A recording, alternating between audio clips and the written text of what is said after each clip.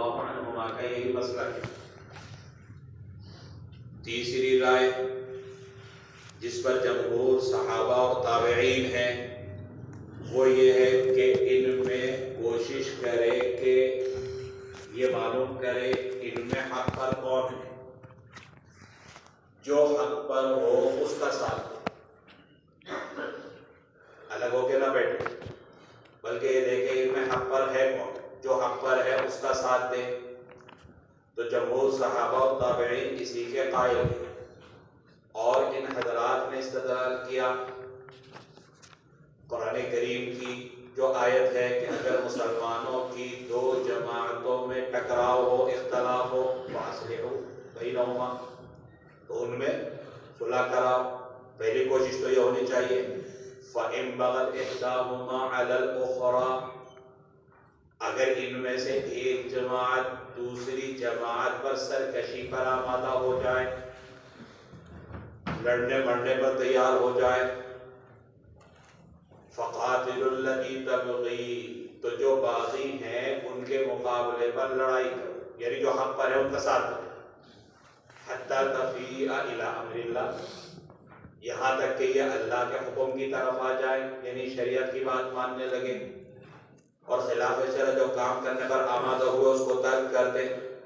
تو اس سے معلوم ہوتا ہے کہ کوشش یہ ہونی چاہیے پہلے یہ معلوم کرے کہ حق پر ہے کون، اور جب واضح ہو جائے تو اب جو حق پر ہو اس کا ساتھ ہے۔ لیکن اس کے اوپر ایک اشکال ہو سکتا ہے، آگے روایت آ رہی ہے جس میں یہ ہے قَتْلَاهَا كُلُّهُمْ فِي النَّارِ، کہ فتنے میں جو مقتول ہیں وہ سب جہنم میں، فتنے کی حالت میں جو مارے جائیں گے وہ جہنم میں جائیں گے۔ یہ ایک روایت ہے القاتل والمقتول فی النار،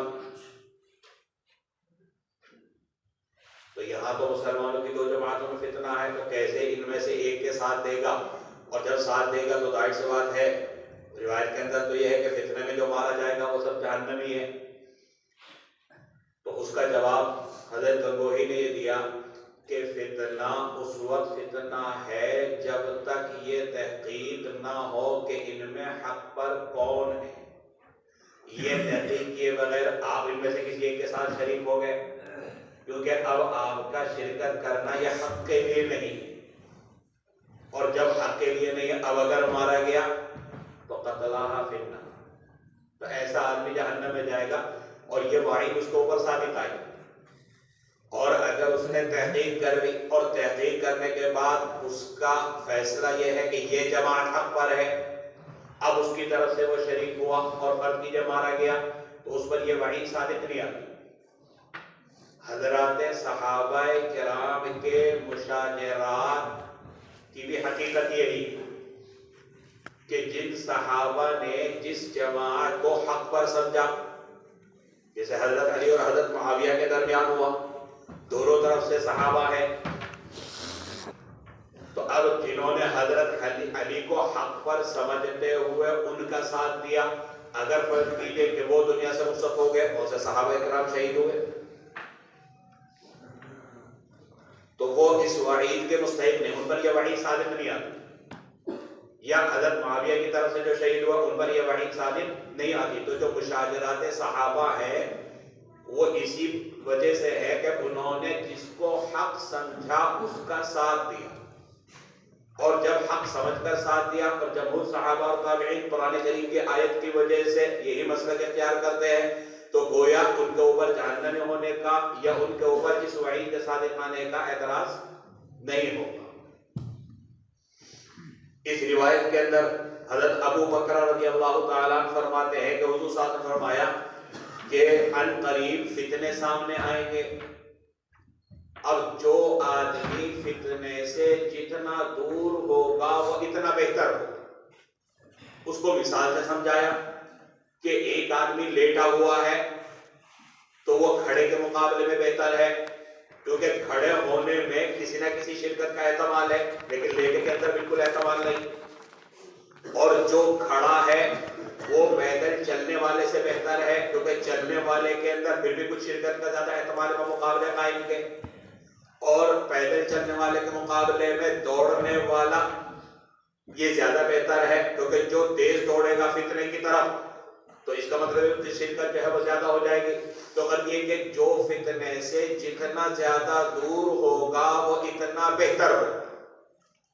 اب انہوں نے سوال کیا کہ اللہ کے رسول صلی اللہ علیہ وسلم جب ایسے حالات آئے تو میرے بارے میں کیا حکم ہے؟ تو آپ صاحب فرمایا کہ جس کے پاس اونٹ ہو تو وہ اونٹوں میں لگ جائے، یعنی بجائے ان دو جماعتوں کے ساتھ دینے کے جو اللہ نے اونٹ دیے ہیں تو ان کے اندر ان کو چرانے میں یعنی جنگل نکل جائے، نہ اس کا ساتھ دے نہ اس کا ساتھ دے۔ اور اگر بکریاں ہو تو بکریوں میں لگ جائے، اور اگر اس کے پاس کھیتی باڑی کی زمین ہے تو کھیتی باڑی میں لگ جائے۔ تو یہاں بھی مقصد یہ ہے کہ نہ اس کا ساتھ دے اور نہ اس کا ساتھ دے، یعنی فتنے میں کسی طرح کی شرکت نہ کرے۔ انہوں نے سوال کیا کہ اللہ کے رسول اگر کسی کے پاس ان میں سے کچھ بھی نہ ہو، نہ اونٹ ہے نہ بکریاں ہیں نہ زمین جائیداد ہے، تو اب وہ کیا کرے؟ تو فرمایا اسے چاہیے کہ اپنی تلوار کی دھار کو پتھر سے رگڑ کر ختم کر دے تاکہ اس کی تلوار کسی مسلمان کے اوپر نہ چلے، اور جہاں تک ہو سکے بچنے کی جتنی کوشش کر سکتا ہو کر لے، یعنی یہاں سے بھاگ جائے۔ ثم ينجو ما استطاع النجا، جتنی اس کے اندر قدرت ہے طاقت ہے اس فتنے میں مبتلا ہونے سے بچنے کی تو اس سے بچنے کی کوشش کرے۔ گویا یہ جو روایت ہے ابو بکرہ کا مسلک بھی یہی ہے کہ بالکل تعارض نہ کیا جائے، نہ اس کا ساتھ دیا جائے نہ اس کا ساتھ دیا جائے۔ حدثنا يزيد بن خالد الرملي حدثنا المفضل عن عياش عن بكير عن بشر بن سعيد عن حسين بن عبد الرحمن الأشجعي أنه سمع سعد بن أبي وقاص عن النبي صلى الله عليه وسلم في هذا الحديث قال فقلت يا رسول الله أرأيت إن دخل على بيتي وبسط يده ليقتلني۔ سعد بن ابی وقاص کی روایت ہے، فرماتے ہیں کہ میں نے کہا اے اللہ کے رسول ارائیتا، آپ کا کیا خیال ہے، یعنی آپ کا کیا مشورہ ہے، اگر کوئی میرے گھر میں داخل ہو جائے اور اپنا ہاتھ مجھے قتل کرنے کے لیے بڑھائے، یعنی میرے قتل کا ارادہ کرے تو میں کیا کروں؟ قال فقال رسول اللہ صلی اللہ علیہ وسلم کن کخیر ابنی آدم، تو رسول اللہ صلی اللہ علیہ وسلم فرمایا ایسا ہو جا جیسا کہ آدم کے دو بیٹوں میں سے بھلا بیٹا، اچھا بیٹا۔ اور وَتَلَا يَزِيدُ لَئِن بَسَطْتَ إِلَيَّ يَدَكَ لِتَقْتُلَنِي، یزید نے اس موقع کے اوپر جو اس روایت کے راوی ہیں انہوں نے قرآن کریم کی یہ آیت پڑھی لَئِن بَسَطْتَ إِلَيَّ يَدَكَ لِتَقْتُلَنِي، یزید جو ابو داؤد کے استاد ہیں۔ سعد ابن ابی وقاص کی یہ روایت ہے، اس کے بارے میں بیان کیا فی ھذا الحدیث، یعنی جو الفاظ ابو بکرہ کی روایت کے ہیں وہی الفاظ اس روایت کے ہیں، لیکن اس میں آگے جو عبارت بیان کی ان الفاظ کا اضافہ ہے جو پہلے والی روایت میں نہیں تھا۔ اکثر ابو داؤد یا تو ایسا کرتے ہیں کہ جن روایات کے اندر کچھ کوئی جز زائد ہوتا ہے، کچھ الفاظ زائد ہوتے ہیں، اس پوری روایت کو دوسری سند کے ساتھ بیان کر دیتے ہیں، اور کبھی ایسا ہوتا ہے جیسے یہاں پر کیا کہ سند کے ساتھ صرف جو اضافہ ہے اس کو بیان کیا، اور فی ھذا الحدیث کہہ کر ما قبل کی روایت میں جو تفصیلات ہیں ان کی طرف اشارے کو کافی کرتا ہے۔ تو یہاں پر وہ تفصیلات بیان نہیں کی، یہاں پر وہی تفصیلات ہیں کہ لیٹنے والا کھڑے ہونے والے سے اور کھڑا ہونے والا چلنے والے سے اور چلنے والا دوڑنے والے سے بہتر ہے، وہ ساری تفصیلات ہیں۔ لیکن اس میں ان الفاظ کا اضافہ ہے کہ سعد ابن ابی وقاص نے حضور صلی اللہ علیہ وسلم سے پوچھا کہ اگر کوئی فی الدین میرے گھر میں داخل ہو کر مجھے قتل کا ارادہ کر لے تو آیا میں دفاع کر سکتا ہوں یا نہیں کر سکتا، یا کیا کروں؟ تو حضور صلی اللہ علیہ وسلم نے فرمایا کہ آدم کے دو بیٹوں میں سے جو بھلا بیٹا حابیل ہے جو اس نے کیا وہ کر، اور حابیل نے قابیل کے سامنے کیا کیا تھا؟ قرآن کریم کی یہ آیت موجود ہے کہ جب قابیل نے حابیل کو قتل کرنے کا ارادہ کیا لئن بسطت الی یدک لتقتلنی ما انا بقاتل، میں نہیں مارنے کا تجھے، میں تیری طرف ہاتھ نہیں بڑھاؤں گا، ما انا بباسط یدی الیک لأقتلک انی اخاف اللہ، میں تو اللہ میں سے ڈرتا ہوں۔ تو جو حابیل نے کیا وہ تیرے لیے اسوہ اور نمونہ ہے، یعنی تیری کسی طرح کی شرکت نہیں ہونی چاہیے دفاع کے درجے میں بھی. کیوں؟ اس لیے کہ قتلہا فی النار وعید موجود ہے، تو ذرا سا بھی شبہ نہیں ہونا چاہیے. تو اس وجہ سے جو آدم کے 2 بیٹوں میں سے اچھے بیٹے کا عمل ہے وہ عمل تیرا ہونا چاہیے، یعنی کسی بھی طرح کوشش نہ ہو چاہے قتل ہو جائے، لیکن تیری تلوار کسی مسلمان کے اوپر نہ اٹھنی چاہیے. حدثنا عمرو بن عثمان حدثنا ابي حدثنا شهاب بن فراش عن القاسم بن غزوان عن اسحاق بن راشد الجذري عن سالم قال حدثني عمرو بن وابصة الاسدي عن ابيه وابصة عن ابن مسعود قال سمعت النبي صلى الله عليه وسلم يقول فذكر بعد حديث ابي بكرة قال قتلاها كلهم في النار. ابن مسعود رضی اللہ تعالیٰ عنہ کی روایت ہے، فرماتے ہیں کہ میں نے حضور صلی اللہ علیہ وسلم کو کہتے ہوئے سنا. فذکر بعد حدیث ابی بکرہ، ابو بکرہ کی روایت کے جو الفاظ ہیں وہ بھی اسی روایت کے اندر ہیں، تو یہاں پر ان کو ابو داؤد نے بیان نہیں کیا. قال، اس کے اندر یہ اضافہ ہے قتلاها كلهم في النار. حضور اکرم صلی اللہ علیہ وسلم فرمایا کہ فتنے کے زمانے میں جو قتیل ہوں گے، مقتول ہوں گے، وہ سب جہنم میں. قال فيه قلت متى ذاك يا ابن مسعود. عبد الرحمن الوابصہ یہ کہتے ہیں کہ میں نے ابن مسعود سے کہا کہ اے ابن مسعود یہ زمانہ کب آئے گا؟ قال تلك ایام الحرج. فرمایا کہ جب قتل کا زمانہ ہوگا، قتل کے دن ہوں گے، قتل و قتال ہوگا.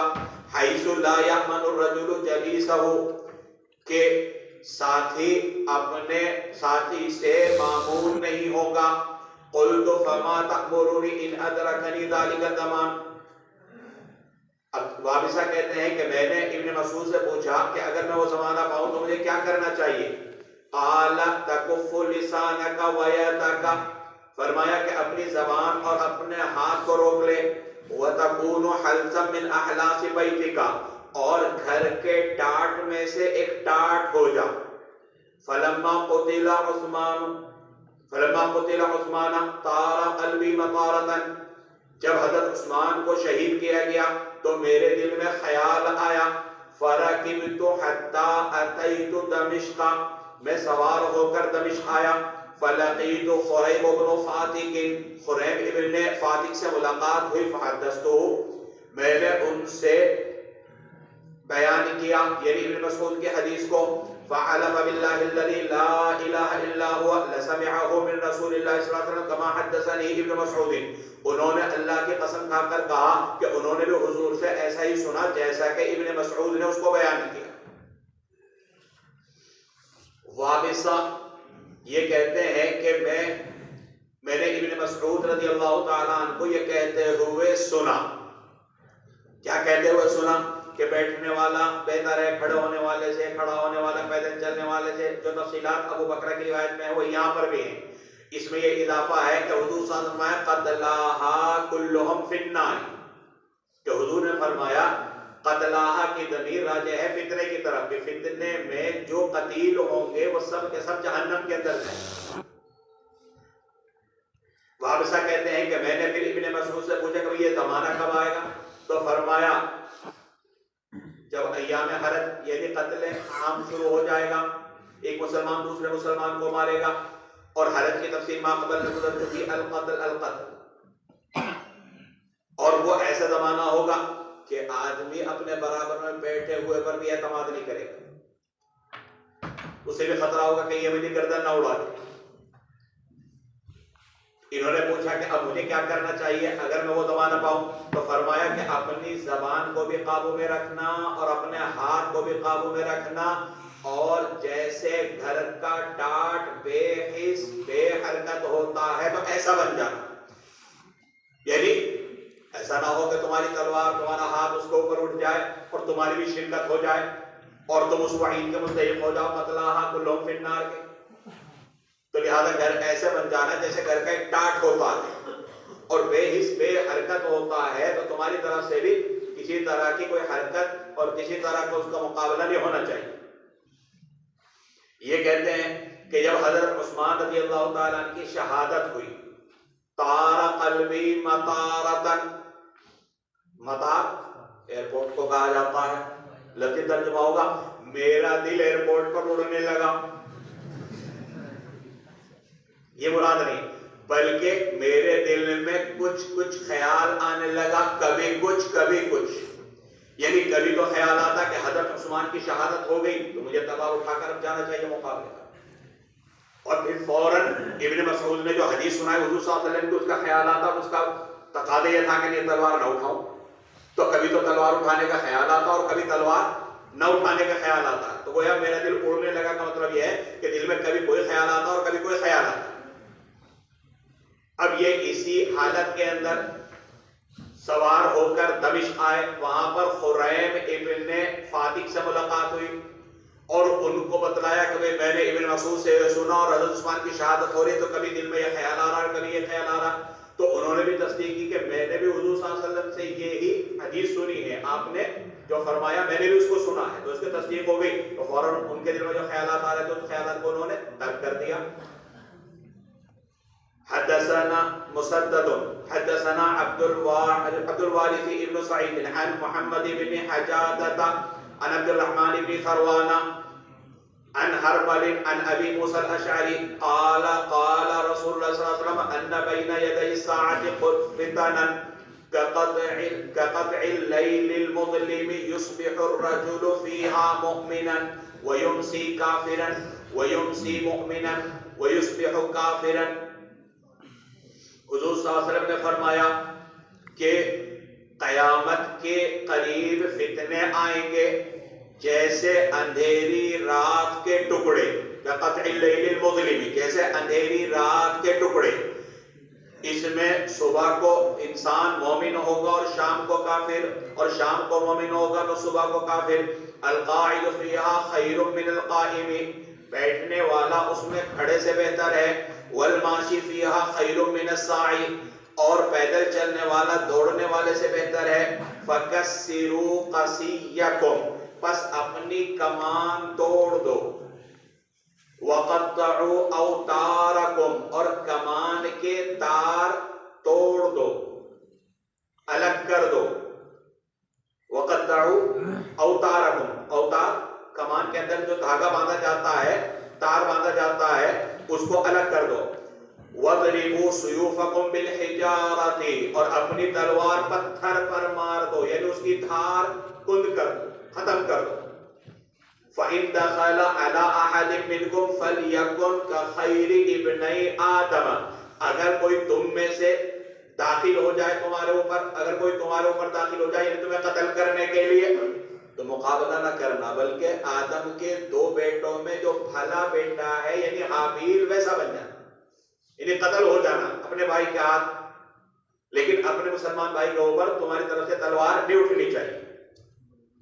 اس روایت کے اندر بیان کیا کہ قیامت کے قریب ایسے فتنے آئیں گے جیسے اندھیری رات کے ٹکڑے، یعنی ایک سے ایک بڑا فتنہ ہے۔ جیسے سورج کے غروب ہونے کے بعد تاریکی آتی ہے، اور جیسے جیسے وقت گزرتا ہے تاریکی بڑھتی چلی جاتی ہے۔ شروع میں تاریکی کم ہوگی، تھوڑی دیر کے بعد اور کچھ زیادہ، پھر کچھ اور زیادہ، پھر کچھ اور زیادہ، ایک وقت آتا ہے کہ ماحول انتہائی تاریک ہو جاتا ہے۔ تو اسی طریقے سے فتنے آئیں گے، پہلے چھوٹا فتنہ، پھر اس سے بڑا فتنہ، پھر اس سے بڑا فتنہ۔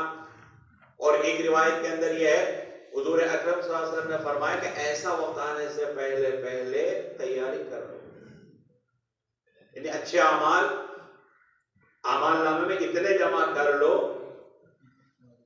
کیونکہ ایسا وقت آئے گا تو اس وقت جو ہے اپنے آپ کو فتنے سے بچانا بڑا مشکل ہو جائے، ہو سکتا ہے فتنے میں مبتلا ہو جائے۔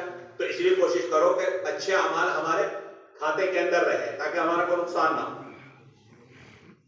اس کے اندر آپ صلی اللہ علیہ وسلم نے فرمایا کہ اگر وہ تمہارے اوپر پھر بھی آ جائے کوئی تمہیں قتل کرنے کے لیے تو تم آدم کے دو بیٹوں میں سے بڑے بیٹے کے مانند ہو جانا۔ حدثنا ابو الولید الطیالسی حدثنا ابو عوانہ عن رقبۃ بن مسقلۃ عن عون بن ابی جحیفۃ عن عبد الرحمن قال كنت آخذا بيد ابن عمر فی طریق من طریق المدینہ. عبد الرحمن کہتے ہیں کہ میں نے حضرت عمر رضی اللہ تعالی عنہ کا ہاتھ پکڑ رکھا تھا مدینے کے راستوں میں سے کسی راستے میں. اذ اتا علی رأس منصوب، اچانک ایک لٹکے ہوئے سر کو دیکھا. اذ اتا یعنی اچانک آئے، ایسے سر پر جو لٹکا ہوا تھا، یعنی راستے میں لٹکا ہوا سر ملا.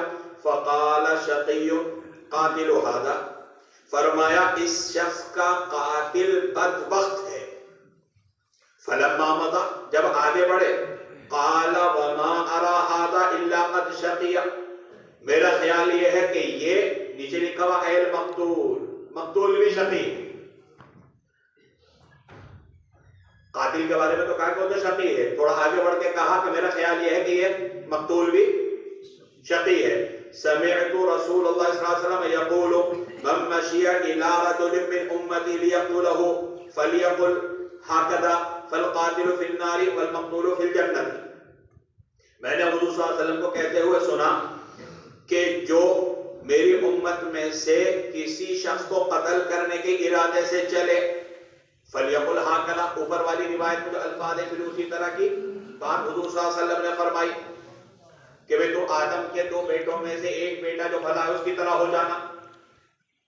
فالقاتل فی النار والمقتول فی الجنہ، قاتل جنت جہنم میں اور مقتول جنت میں جائے گا. اس روایت کا حاصل یہ کہ عبد الرحمن یہ کہتے ہیں کہ میں حضرت ابن عمر کا ہاتھ پکڑے ہوئے تھا مدینے کے کسی گلی میں، وہاں پر دیکھا کہ کسی کا سر لٹکا ہوا. تو حضرت ابن مسعود نے فرمایا، حضرت ابن عمر نے فرمایا کہ اس کا قتل کرنے والا قاتل، اور پھر آگے بڑھ کر فرمایا کہ میرا خیال تو یہ ہے کہ یہ مقتول بھی، اس کا جو قاتل ہے وہ جہنمی، اور آگے بڑھ کر فرمایا کہ اس کا جو مقتول ہے یہ بھی بدبخت ہے، یعنی جہنمی ہے. اور اس کی وجہ یہاں پر اگرچہ ذکر نہیں کی گئی، یہاں تو یہ ہے کہ میں نے حضور صلی اللہ علیہ وسلم سے یہ سنا فالقاتل فی النار والمقتول فی الجنہ. تو یہاں پر مقتول کو بھی کہہ رہے کہ وہ بدبخت ہے یعنی جہنمی ہے، حالانکہ حضور نے فرمایا کہ مقتول تو جنت میں جائے گا. فلیقل هكذا کا مطلب یہ ہے کہ پھر حضور صلی اللہ علیہ وسلم نے فرمایا جو اوپر تفصیلات ہیں کہ اگر اس طرح کے حالات آ جائیں تو ایسا بن جا جیسے آدم کے دو بیٹوں میں سے بھلا بیٹا، اگر تو اس کو اوپر عمل کرے گا تو قاتل جائے گا جہنم میں اور مقتول جائے گا جنت. لیکن اگر اس کے اوپر عمل نہیں کیا اور تو نے بھی تلوار اٹھا لی، یہ الگ بات ہے کہ اس کی تلوار کام کر گئی تیری تلوار کے کام کرنے سے پہلے، اور وہ قاتل ہو گیا اور تو مقتول ہو گیا، اس کا الٹا بھی ہو سکتا تھا. تو لہذا جہنم. تو اسی لیے فرمایا کہ میرا خیال یہ ہے کہ یہ بدبخت ہے، یعنی اس نے اس کے اوپر عمل نہیں کیا، یہ بھی فتنے میں مبتلا ہوا، یہ الگ بات ہے کہ دوسرا اس کے اوپر غالب آ گیا. تو اسی لیے انہوں نے فرمایا. تو آگے جو جملہ ہے اس کا مطلب یہ ہے کہ اگر یہ حضور کی بتائی ہوئی ہدایات کے مطابق عمل کرتا تو پھر حضور نے فرمایا کہ قاتل جہنم میں اور مقتول جنت میں. لیکن چونکہ اس نے عمل نہیں کیا، فتنے کے اندر مبتلا ہوا، تو اس وجہ سے میرا خیال یہ ہے کہ یہ بھی بدبخت ہے. قال ابو داود رواه الثوري عن عون عن عبد الرحمن بن سمير عن او سميرة. ابو داود نے کہا کہ اس کو ثوری نے عون عن عبد الرحمن ابن سمیر یا سمیرہ روایت کیا. یہاں جو ابو داود کہہ رہے ہیں کہ اصل میں اوپر عبد الرحمن جو شاگرد ہیں ابن عمر کے، اور ابن عمر سے روایت بیان کر رہے ہیں، ان کے بارے میں ابو داؤد کہہ رہے ہیں کہ ان کی نسبت باپ کی طرف بیان کرنے میں راویوں نے اختلاف کیا ہے. یہاں اس روایت کے اندر تو بغیر نسبت کے ابو داؤد نے بیان کیا عبد الرحمن، اور آگے وضاحت کر رہے ہیں کہ میری کتاب کے اندر یہ ہے عبد الرحمن ابن صبرہ. اور اب یہاں اس روایت کے اندر قال ابو داؤد بیان کر رہے ہیں کہ سفیان ثوری نے ان کی جو نسبت بیان کی عبد الرحمن ابن سمیر یا سمیرہ. ورواه الليث بن ابي سليم عن عون عن عبد الرحمن بن سميرة اور لیث نے جو ان کی روایت بیان کی اس میں ان کی نسبت کیا بیان کی؟ ولدیت کیا بیان کی؟ سمیرہ تھا. سفیان ثوری نے سمیر اور سمیرہ دونوں میں سے دونوں بیان کی او کے ساتھ, اور لیث نے بغیر او کے سمیرہ بیان کی. قال ابو داؤد قال لي الحسن بن علي حديثا ابو الوليد يعني بهذا الحديث عن ابي عوانة. ابو داؤد کہتے ہیں کہ حسن ابن علی نے اس روایت کو ابو عوانہ کے واسطے سے بیان کیا. وقال, اور ابو داؤد نے کہا ہوا فی کتاب ابن سبرہ, میری کتاب کے اندر تو عبد الرحمن ابن سبرہ ہے. اور وقالو, بعض لوگوں نے کہا سمرہ اور بعض لوگوں نے کہا سمیرہ. یہ ابو الولید کا کلام ہے. تو غرض یہ کہ ان کی ولدیت کے بیان کرنے میں راویوں نے اختلاف کیا ہے. کسی نے سبرہ بیان کیا, کسی نے سمرہ بیان کیا, اور کسی نے سمیرہ بیان کیا. حدثنا مسدد حدثنا حماد بن زيد عن ابي عمران الجوني عن المشعث بن طريف عن عبد الله بن الصامت عن ابي ذر قال قال لي رسول الله صلى الله عليه وسلم يا ابا ذر قلت لبيك يا رسول الله وسعديك. حضرت ابو ذر کی روایت ہے, نبی کریم صلی اللہ علیہ وسلم فرماتے ہیں کہ نبی کریم صلی اللہ علیہ وسلم نے مجھ سے فرمایا اے ابو ذر, میں نے کہا اے اللہ حاضر ہوں, وسعدیک, جو بھی حکم ہو اس کی تابعداری کے لیے تیار ہوں. فذکر الحدیث, پھر راوی نے اس حدیث کے اندر وہی ساری تفصیلات جو اوپر والی روایات میں ہے وہ بیان کی. قال فیہ کیف انت اذا اصاب الناس موت یکون المبیت فیہ بالوصیف یعنی القبر. قال فیہ, اس روایت کے اندر یہ ہے کہ حضور صلی اللہ علیہ وسلم نے فرمایا, یعنی یہ اضافہ ہے اس روایت کے اندر, کیف انت, تیرا کیا حال ہوگا جب اذا اصاب الناس موت, جب لوگوں کی لاشوں کو دیکھے گا, یعنی مدینہ میں. یکون المبیت فیہ بالوصیف, جس میں گھر ایک غلام کے بدلے میں ہوگا, یعنی قبر. قلت اللہ ورسولہ اعلم, میں نے کہا اللہ اس کا رسول ہی جانتے ہیں. او قال ما خار اللہ لی ورسولہ, یہ الفاظ تبدیل ہیں کہ جو اللہ اور اس کے رسول میرے بارے میں پسند فرمائے. خارا اختارا کے معنی میں, نیچے لکھا ہوا اختار اللہ لی ورسولہ, یا تو اللہ و رسولہ اعلم کہا یا خار اللہ لی و رسولہ کہا. قال علیک بالصبر, یا آپ نے فرمایا تصبر. دونوں کا مفہوم ایک ہے, صرف راوی کو شک ہے کہ الفاظ کا استعمال کیے کہ صبر کرنا, فتنے میں مبتلا مت ہونا, بلکہ صبر کرنا, برداشت کرنا. ثم قال لی یا ابا ذر, پھر کہا اے ابو ذر, میں نے کہا لبیک وسعدیک.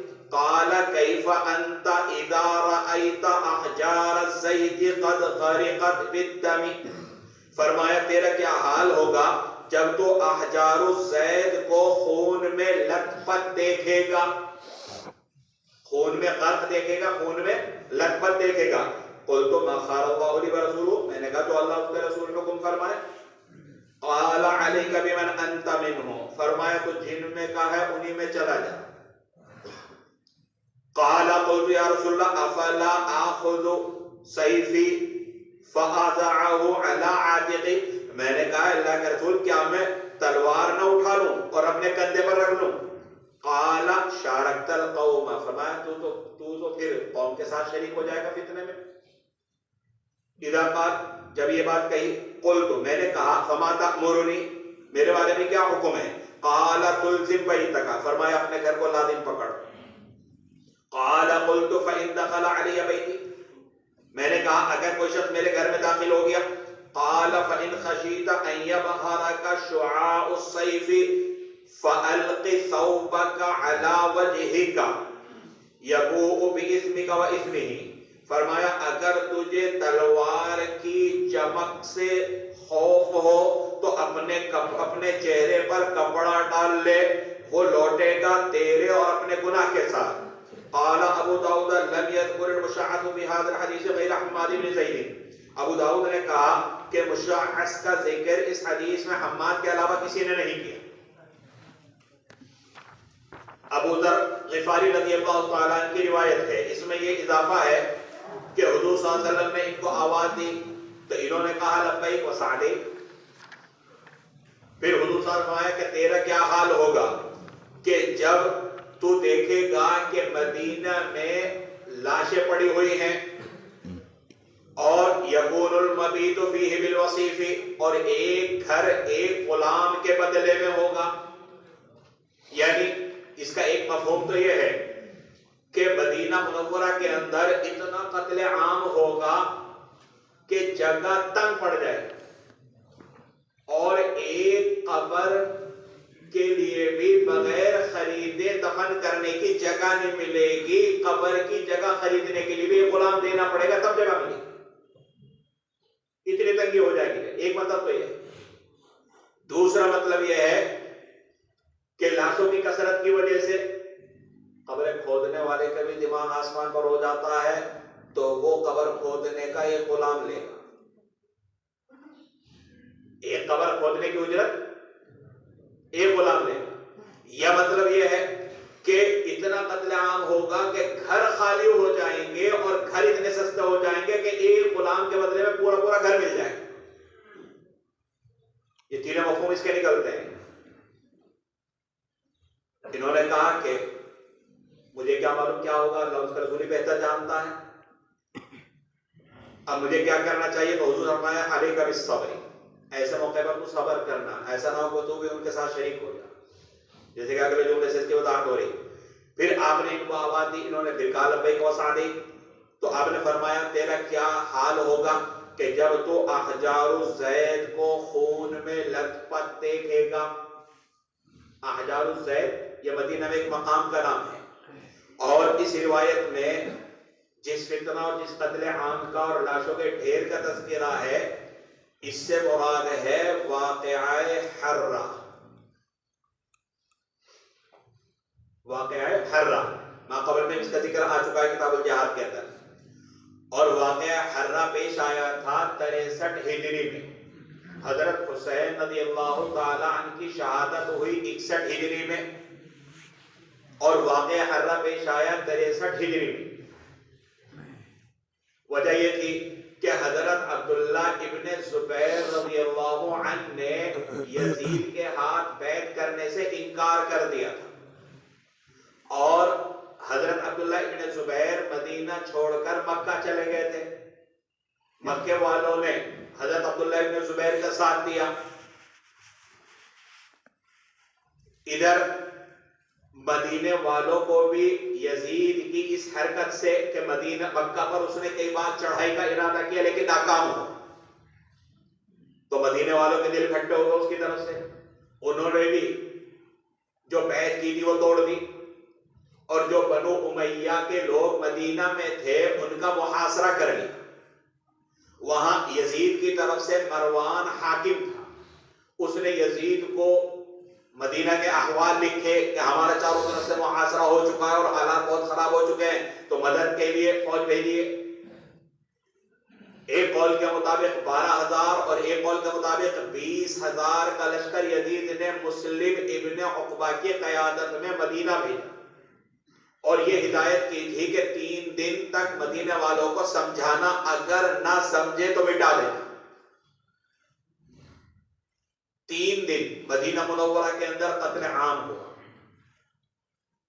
1,500 سے زیادہ صحابہ کرام مہاجرین و انصار شہید ہوئے، اور اس کے علاوہ عام مسلمان یعنی تابعین وغیرہ میں 10,000 جس میں عورتیں اور بچے بھی تھے، اور 3 دن تک مسجد نبوی میں نماز بھی نہیں. اتنے حالات خراب ہوئے. تو یہ ہے واقعہ حرہ. تو اسی کو آپ صلی اللہ علیہ وسلم فرما رہے ہیں کہ اس وقت تیرا کیا حال. حالانکہ جو اس روایت کے راوی ہیں ابو ذر، ان کی وفات ہو گئی تھی 32 ہجری میں. اسی سے یہ اشارہ ملتا ہے کہ حضور صلی اللہ علیہ وسلم کو اللہ تعالیٰ نے یہ تو بتلا دیا تھا کہ کیا کیا واقعات پیش آئیں، لیکن کب پیش آئیں گے یہ نہیں بتلا. اگر تاریخ بتلا دیتے تو حضور کو یہ بھی پتا ہوگا کہ یہ 32 ہجری میں ان کے انتقال ہوگا ابو ذر غفاری کا، اور یہ واقعہ پیش آئے گا 63 ہجری میں. تو ان سے کیوں کہتے ہیں کہ تیرا کیا حال ہوگا اگر تو ایسے زمانہ پائے، ان لاشوں کے ڈھیروں کو پائے. تو اسی سے معلوم ہوتا ہے کہ حضور صلی اللہ علیہ وسلم کو ان فتنوں اور ان واقعات کی تاریخ کا علم نہیں تھا. جتنا اللہ نے بتایا وہ انباء الغیب ہے، وہ علم غیب نہیں۔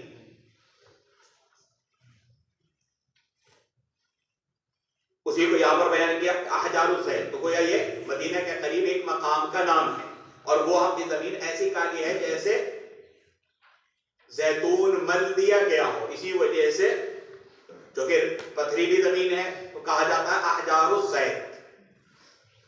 تو فرمایا کہ اس وقت تیرا کیا حال ہوگا کہ جب تو اسے خون میں لت پت دیکھے گا؟ تو انہوں نے کہا اللہ رسول جو بھی فیصلہ فرمائے، تو فرمایا بمن انت منہ، تو جن میں کا ہے اسی قبیلے اور خاندان میں چلا جا، یعنی ان میں سے کسی کا ساتھ مت دینا، یا پھر یہ ہے کہ تو جس کے ہاتھ پر بیعت ہے اس کا ساتھ دینا۔ پھر آپ انہوں نے کہا کہ اللہ کے رسول کیا ایسے موقع پر میں تلوار نہ اٹھا لوں؟ فرمایا اگر تو نے تلوار اٹھا لی تو بھی دونی میں سو جائے گا، شارک تر قوم۔ پھر کہا کہ مجھے کیا کرنا چاہیے؟ فرمایا تلزم بیتک، گھر میں بیٹھ، باہر نہ نکلنا، یعنی شرکت نہ کرنا۔ انہوں نے کہا کہ اگر کوئی میرے گھر میں چڑھائے مجھے مارنے کے لیے، تو حضور نے فرمایا کہ اب جب وہ تلوار لہرائے گا اب تجھے لگے گا کہ میرے گردن پر پڑے گی تو میں مر جاؤں گا، تو مجھے دفاع کرنا چاہیے، تو ایسا کرنا اپنے چہرے پر جو ہے کپڑا ڈال لینا تاکہ پتہ ہی نہ چلے کس نے مارا، یعنی قتل ہونا منظور کرنا لیکن تلوار مت اٹھانا کسی مسلمان کے اوپر۔ فَأَلْقِ ثَوْبَكَ عَلَى وَجْهِكَ، اب وہ جو قاتل تجھے قتل کرنے والا ہے وہ اپنے اور تیرے گناہ کے ساتھ لوٹے گا۔ اگر تو نے تلوار اٹھا لی پھر کے تو نے مار دیا تو تیرے اوپر گناہ آئے گا،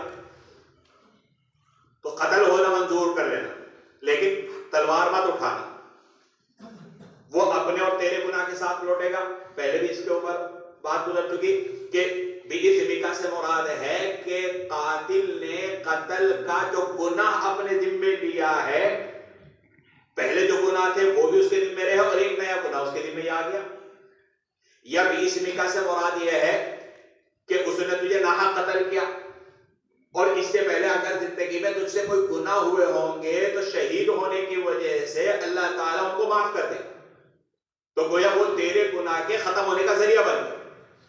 یہ مطلب نہیں ہے کہ اس کے اپنے گناہ تو اس کے ذمہ ہوں گے، تیرے گناہوں کا بوجھ بھی اس کو اوپر ڈال دیا جائے گا، کیونکہ یہ قرآنی آیت وَلَا تَزِرُ وَازِرَةٌ وِزْرَ أُخْرَىٰ کے خلاف،